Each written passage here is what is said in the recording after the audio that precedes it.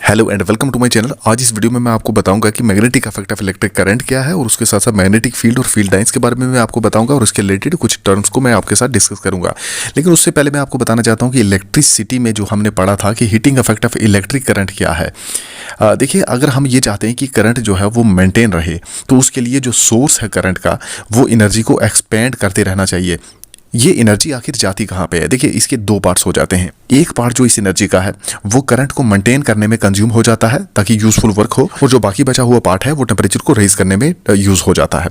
और भी हम बहुत सारी एग्जांपल्स देखते हैं अपने एवरीडे लाइफ में। तो उससे फॉर एग्जांपल अगर हम इलेक्ट्रिक फैन की बात करें तो वो भी कुछ देर अगर कंटिन्यूसली हम लंबे टाइम तक उसको यूज करते रहें तो वो भी वार्म हो जाता है, वो भी गर्म हो जाता है। इससे हमें पता चलता है कि इलेक्ट्रिक करंट की वजह से हीटिंग अफेक्ट हुआ। हम ये जानते हैं कि इलेक्ट्रिक करंट कैरी करने वाली कोई भी वायर जो है वो एक मैग्नेट की तरह काम करती है। देखिए, मैं ये चीज आपको यहाँ से बताता हूँ, यहाँ पे इस डायग्राम से। अगर हम एक कॉपर की वायर लें और उसको हम इन दो पॉइंट्स के बीच में, जहाँ पे एक ये जैसे मैंने एक्स लिया है और दूसरा ये वाई लिया है, इन दो के बीच में एक थिक कॉपर वायर को हम यहाँ पे प्लेस कर देते हैं। अगर इसके साथ साथ हम एक कंपास नीडल को भी साथ में रखते हैं, कॉपर की वायर के बिल्कुल साथ में यहाँ पे, ठीक है, आप देख पा रहे होंगे इसको, ये मैंने कंपास नीडल रख दी है यहाँ पे। अब यहाँ से जैसे ही इलेक्ट्रिक करंट पास होगा तो हम पोजीशन को नोट करेंगे, पोजीशन को ऑब्जर्व करेंगे कि कंपास नीडल की पोजीशन कहाँ पे है। ओके, तो अब इसमें हमने ये देखा कि जो कंपास नीडल है वो डिफ्लेक्ट कर जाएगी, वो अपनी जो पोजीशन है वो चेंज कर जाएगी। जिस पोजीशन में वो थी वो अपनी पोजीशन चेंज कर जाएगी, क्योंकि कंपास नीडल क्या है? कंपास नीडल असल में एक बार मैग्नेट की तरह ही तो काम करती है। ओके, इसका मतलब ये हुआ कि जो इलेक्ट्रिक करंट है कॉपर वायर में से, उसने मैग्नेटिक इफेक्ट को वहाँ पे प्रोड्यूस किया है। इस तरह से हम ये कह सकते हैं कि इलेक्ट्रिसिटी और मैग्नेटिज्म ये आपस में हमेशा लिंक्ड होते हैं, एक दूसरे के इंटरलिंक्ड होते हैं। ठीक है, अब यहाँ पे मैं आपको बता दूं कि मैग्नेटिक फील्ड और फील्ड लाइंस क्या होती हैं। देखिए, हम ये जानते हैं कि कंपास नीडल जो होती है वो डिफ्लेक्ट हो जाती है जब उसको एक बार मैग्नेट के पास में लाया जाए। ये कंपास नीडल है क्या?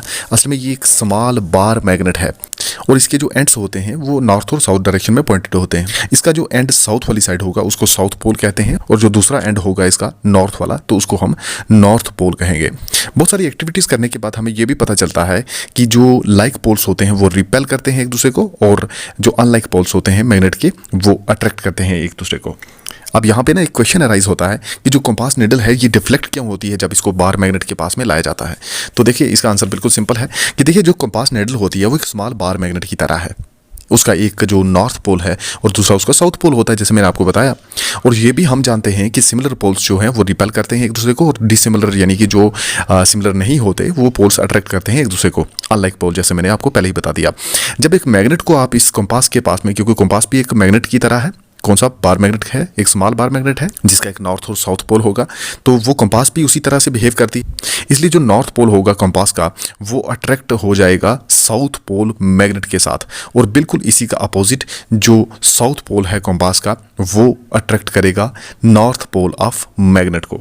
यही रीज़न है कि जो कंपास नीडल है वो हमेशा डिफ्लेक्ट होती है जब भी उसको एक बार मैग्नेट के पास लाया जाए। अब मान लीजिए कि आपने एक वाइट पेपर की शीट को फिक्स किया एक ड्राइंग बोर्ड के ऊपर।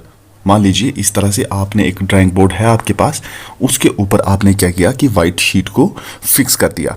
अब एक बार मैग्नेट को, जैसा ये बार मैग्नेट है, यहाँ इसका ये नॉर्थ पोल है, ये इसका साउथ पोल है, इस तरह से उसको सेंटर में प्लेस कर दें। अब कुछ आयरन फिलिंग्स हो गए, आयरन के छोटे छोटे पीसीज जो हैं वो आप स्प्रिंकल कर दो इसके अराउंड, इस बार मैग्नेट के अराउंड उसको जो है फैला दो।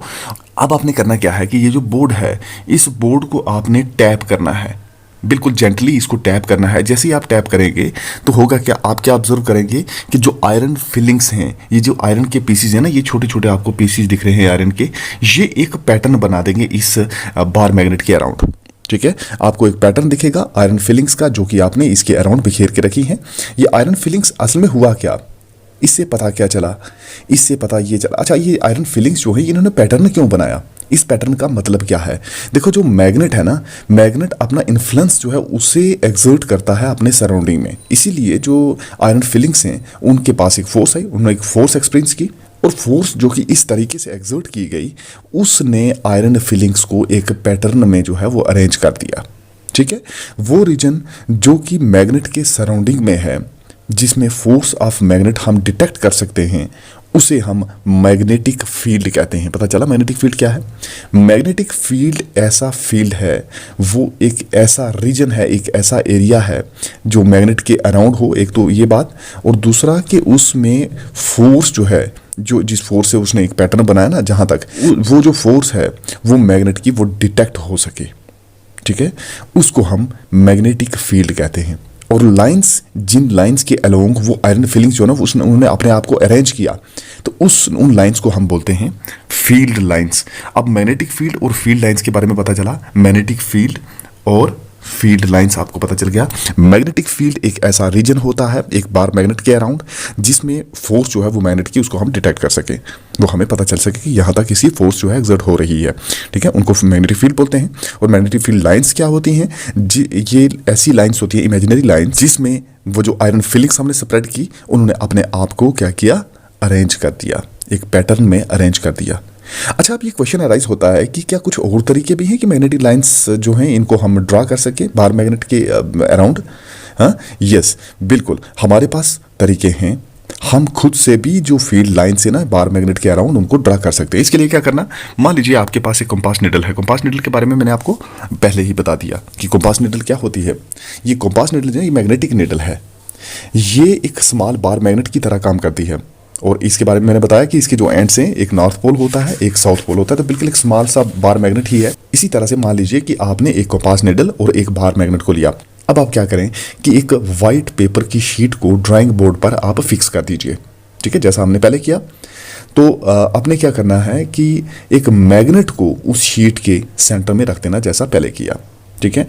अब जो मैग्नेट है उसकी बाउंड्री को अगर आप मार्क कर दें और पता चले कि ये बार मैग्नेट है, जैसे यहाँ पे ये नॉर्थ और साउथ पोल है ना, ये एक बार मैग्नेट मान लीजिए।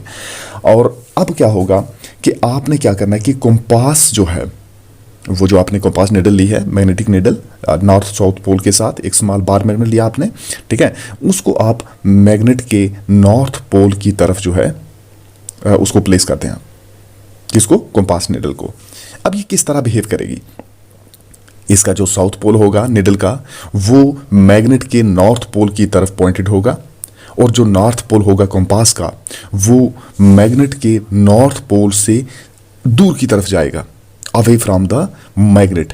क्योंकि मैंने आपको पहले बताया ना कि जो लाइक पोल्स होते हैं वो अट्रैक्ट नहीं करते, वो रिपेल करते हैं। इसीलिए जो हमने ये निडल ली है, इस निडल का नॉर्थ पोल मैग्नेट के नॉर्थ पोल से दूर की तरफ जाएगा, लेकिन जो अपोजिट में होंगे, यानी कि इसका नॉर्थ पोल जो है वो मैग्नेट के साउथ पोल की तरफ अट्रैक्टेड होगा।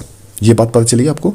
अब आप क्या करें कि वो जो निडल ली है आपने, उस निडल के एंड्स को मार्क कर लीजिए कि जहां पे निडल ली ना आपने बार मैग्नेट के अराउंड ली होगी, जिसपे फोर्स एक्सर्ट की गई मैग्नेट के द्वारा और मैग्नेट की तरफ वो अलाइन हो गई, वो निडल, उसका नॉर्थ पोल जो है वो मैग्नेट के साउथ पोल की तरफ आ गया, और साउथ पोल जो है उसका वो उसके नॉर्थ पोल की तरफ आपको दिखेगा। अब आप क्या कर लीजिए कि इस निडल को थोड़ा सा पोजीशन इसकी चेंज कर लीजिए। अब निडल की जैसे आपने पोजीशन कहीं और चेंज की, अब यहाँ से ना नॉर्थ और इसका साउथ था निडल का, अब यहाँ पे अगर थोड़ा और चेंज कर देंगे इसको आप, इसका फिर भी वही होगा, इसका साउथ जो है वो नॉर्थ की तरफ रहेगा, लेकिन पहले निडल का यहाँ पे साउथ था नीचे की तरफ, ऊपर इसका नॉर्थ था, क्योंकि साउथ नॉर्थ को ही या नॉर्थ साउथ को ही अट्रैक्ट करेगा ना, तो इसका ऊपर नॉर्थ था। अब इसका नॉर्थ और दोबारा फिर से इसको प्लेस करेंगे जब, तो तब इस तरह से करना है कि पहले जहाँ पे इसका नॉर्थ था तब अब वहाँ पे साउथ पोल जो है वो उस निडल का हो, ठीक है। इस तरह से करते करते आप कंटिन्यूस इस प्रोसेस को करते रहिए, तो होगा क्या कि स्टेप बाय स्टेप आप जो है ना साउथ पोल की तरफ मैग्नेट के आप पहुंच जाएंगे यहाँ पे, ठीक है। ये मैग्नेट का साउथ पोल, ये नॉर्थ पोल है ना, साउथ पोल की तरफ पहुंच जाएंगे। अब आप क्या कर सकते हैं कि जहां जहां भी आपने ये निडल रखी है उन पॉइंट्स को आप मार्क कर लीजिए और देखेंगे कि यहाँ पे एक कर्व बनेगी। ये कर्व जो है ये रिप्रेजेंट करती है फील्ड लाइन्स को। इस प्रोसेस को आप बार बार रिपीट कर सकते हैं और बहुत सारी लाइंस जो हैं उनको अरेंज कर सकते हैं और ये एक पैटर्न बनेगा।